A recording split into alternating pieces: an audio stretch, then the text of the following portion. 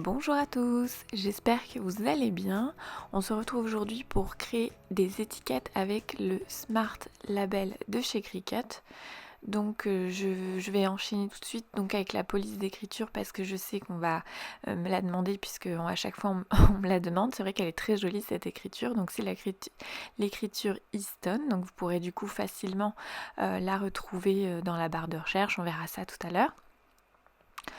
Voilà, ce sont des étiquettes avec du Smart Label écriture noire, pas écriture noire en noir, et l'écriture par contre je l'ai mis en blanc pour une question de lecture on va dire, mais je vais utiliser un stylo doré. Alors je commence par prendre un carré avec les coins arrondis. Ici j'ouvre le cadenas et puis je change les dimensions. Moi je fais un carré de 7 cm par 7 cm. Alors bien sûr ça s'adapte forcément à votre support, moi vous allez le voir plus tard dans la vidéo, ce sera des boîtes en métal de chez Ikea. Pour le texte, donc là je suis venue prendre un nouveau texte et je vais vous montrer du coup alors soit comment choisir une écriture, soit du coup reprendre exactement la même que la mienne. Donc déjà ici vous avez déjà un petit peu des exemples de façon de trier on va dire, des catégories. Donc moi je sélectionne toujours écriture quand je sais que je vais utiliser le stylo parce que ça permet quand même de faire un sacré tri. Alors ici par exemple vous pouvez cliquer sur Vintage et vous aurez plein d'exemples différents donc c'est assez pratique. Donc forcément, si vous n'êtes pas Cricut Access, vous êtes beaucoup limité avec les écritures. Donc ça c'est on va dire un des avantages d'avoir Cricut Access, c'est de pas s'embêter à chercher des écritures. Et donc si vous voulez retrouver exactement la même que la mienne, il suffit de taper dans la barre de recherche Easton et vous allez la retrouver. Bien sûr c'est une écriture Cricut Access. Donc désolé si vous n'avez pas Cricut Access, mais je suis sûre que vous pouvez trouver l'équivalent de cette écriture-là sur Dafont. Il y en a vraiment plein dans ce style-là. C'est sûr que par contre, si vous trouvez une écriture sur Dafont, ce sera peut-être compliqué qu'elle soit en une seule ligne. Voilà, je pense qu'il en existe, mais ce sera un petit peu compliqué. Alors, une fois que j'ai pris mon texte, je viens ici changer. Donc je prends Glitter Gel en 0.8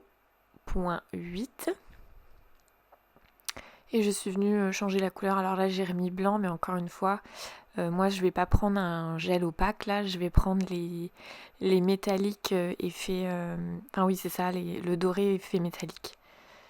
Vous allez voir pourquoi plus tard dans la vidéo. Du coup voilà, là je refais un petit exemple avec vous pour si jamais il y a des débutants qui passent par là. Donc vous pouvez varier l'écriture avec les petits carrés là sur les côtés ou aller changer plus haut l'écriture. Voilà, je sélectionne les deux, je fais donc centrer. Et une fois que tout est centré, tout en étant les deux sélectionnés, donc les deux éléments sélectionnés, je fais attacher. Une fois que c'est attaché, donc c'est très important que ce soit attaché, sinon les deux éléments vont se faire séparément, c'est-à-dire qu'il y aura une écriture sur un tapis et une découpe sur l'autre, et c'est pas du tout ce que l'on veut.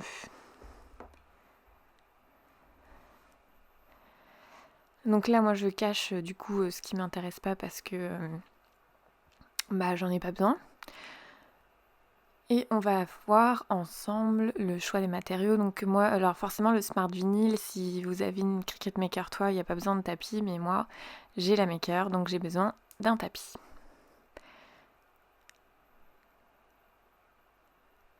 Donc en ce qui concerne le choix du matériau, donc je fais parcourir tous les matériaux, je vais dans toutes les catégories et là je choisis vinyle, puis je choisis Premium Vinyle.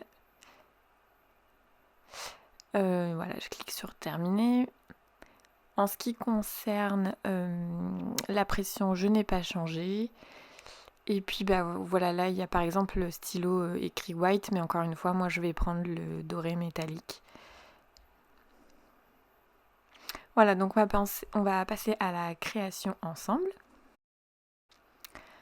Donc voilà les deux matériaux que j'ai besoin du coup pour créer mes étiquettes. Donc le Smart Label, donc en couleur noire. J'ai fait un petit essai avec mon stylo métallique pour voir si ça rendait bien, si ça ressortait bien, et ça ressort nickel. Donc c'est une grosse pointe. Mais vu que ce sont voilà, on va dire des grosses étiquettes, voilà, ça me dérange pas plus que ça. C'est vrai que si vous faites plus petit, ce genre de pointe, ça peut être un petit peu gênant. Alors du coup voilà, ça c'est un exemple de boîte. J'en ai d'autres, des plus petites qui sont en forme de carré. Je vous les montrerai plus tard dans la vidéo. Mais en fait c'était pour vous montrer que si j'ai choisi le doré, c'était par rapport au couvercle. Parce qu'en fait j'en avais déjà testé avec le stylo gel opaque blanc. Et déjà il est beaucoup plus fin. Et en plus de ça, j'aime pas spécialement le rendu. Je trouve qu'il est pas top. Voilà, donc je préfère, je pense, j'espère préférer avec celui-là. Donc j'installe le Smart Vinyl sur mon tapis vert tout neuf qui colle super bien à l'aide du rouleau de chez Cricut, le rouleau applicateur, qui encore une fois, voilà, c'est pas du tout, enfin si, moi à force je vais dire que finalement c'est un indispensable parce que je le trouve vraiment, vraiment, vraiment pratique ce rouleau. Ça chasse super bien les bulles. Donc voilà, je installe mon stylo doré métallique et puis je lance l'écriture. Donc forcément ça a été un petit peu long parce que il y avait pas mal d'étiquettes puisque ça couvrait la totalité de mon tapis. Mais bon, moi je trouve ça toujours très agréable à regarder, voir la Cricut écrire. Bon là forcément c'est en accéléré donc c'est encore mieux.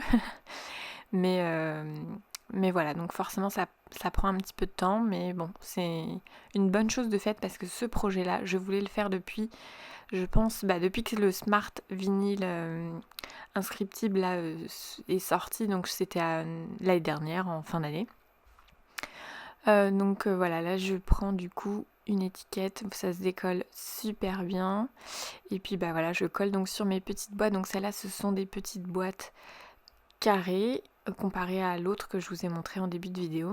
Et ce sont des boîtes de chez Ikea. J'ai du mal à les trouver à chaque fois que j'y vais, elles y sont pas toujours. Et quand il y en a, il y en a pas beaucoup non plus. Enfin voilà, c'est un peu galère. Par internet c'est pareil aussi. Donc là j'avais déjà fait moi des étiquettes mais en print and cut. Et voilà, je voulais vous montrer. Donc j'ai nettoyé du coup avant à chaque fois le couvercle parce que vu que je les utilisais déjà, c'est pas du tout des boîtes neuves. Il faudrait que j'en rachète parce que du coup, dans mes tiroirs de cuisine, elles sont, je trouve, elles remplissent bien le tiroir. Elles sont ni trop hautes ni trop basses. Enfin voilà. Je pense que je vais essayer d'en racheter d'autres. Les carrés en priorité, pas trop les longues. J'en ai qu'une seule du coup de longue et puis du coup elle est moins pratique. Donc voilà. Qu'est-ce que je peux vous dire d'autre? Le seul truc, voilà, moi c'était bon pour monter, voilà, tout ce qui est un peu épicerie, pâtisserie, etc., etc. Mais après, vous pouvez tout à fait utiliser d'autres, ces étiquettes pour d'autres fonctions comme le bureau, les rangements administratifs, etc., etc. Donc voilà quelques exemples. Je vous avoue qu'il y a juste un tout petit truc qui me chagrine un petit peu. C'est le fait que quand on frotte un petit peu, alors pourtant que j'ai laissé sécher parce que j'ai pas décollé les étiquettes tout de suite puisque j'étais un petit peu occupée, mais voilà, déjà j'ai du mal à chasser les bulles avec cette façon de faire là.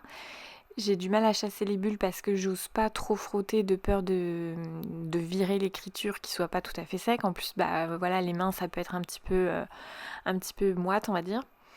Et puis voilà, du coup ça laisse des petites traces. Vous voyez, il y en a une où j'ai fait des petites traces en voulant chasser un petit peu trop fort les bulles.